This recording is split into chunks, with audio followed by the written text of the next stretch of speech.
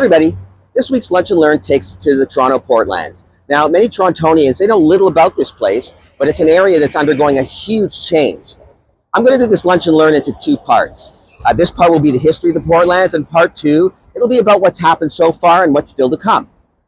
Boundaries, as always: Toronto Inner Harbour is to the west, Lakeshore Boulevard to the north, Leslie Street on the east, and Unwin Avenue to the south. It's basically the foot of the DVP when you get off of the lakeshore, and that's actually where we're standing right now.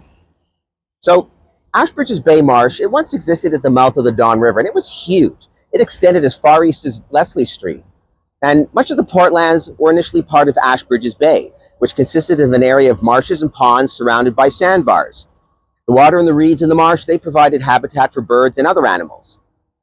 Pollution problems, however, it started in the 1800s because of industrial development along the harbor and the lower Don River.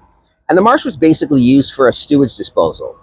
Gooderham and Warts, which is just to the west of us, that's an example. It used the marsh as a disposal from cattle and pig waste, as well as all the crap from the distilling operations.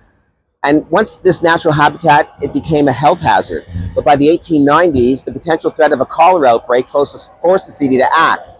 And after threatening legal action, Gooderham and Warts installed a filtration system for waste. The creation of the Portlands started when the City of Toronto decided to straighten the Don River. It was originally winding, but the Don Improvement Project was started, and it involved straightening the lower portion of the river. In 1893, City Engineer Edward Keating had the Keating Channel constructed to redirect the flow of the Don River west into the Toronto Harbor, and we're actually standing in front of the Keating Channel right now. His goal was to create more land for industrial development and shipping in the Portland area. This improved the Don's flow, but it did not resolve the pollution problem. Also, the 90-degree curve of the river into the concrete-lined channel, that increased the risk of flooding into the Portlands. And I guess as Torontonians, we all know today, it frequently floods the DVP. In 1912, the Toronto Harbor Commission, it started to develop Ashbridges Bay Reclamation Scheme. The plan, it was to drain and fill the marsh in order to address health concerns and to develop the area for industry and shipping. By 1922, 200 hectares of the marsh were filled in, followed by another 200 in the later 20s. The marsh was eliminated, and the Keating Channel became the only outlet for the Don River. In the 1950s, the Leslie Street Spit, the Hearn Generating Station, the Commissioner's Incinerator, and the Gardiner Expressway were built, the latter over the mouth of the Don River.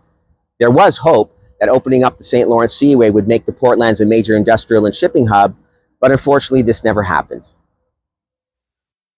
By the 1970s, most industries, they'd left the area, and much of the land was polluted from heavy manufacturing and oil refining. By the 1980s, the Portlands were really kind of a dump, used primarily for light industry and salt storage for the roads. In the early 2000s, however, several film production studios were built in the area. We're actually standing in front of famous Pinewood Studios. I don't know if this was built here in the early 2000s, but it's here now.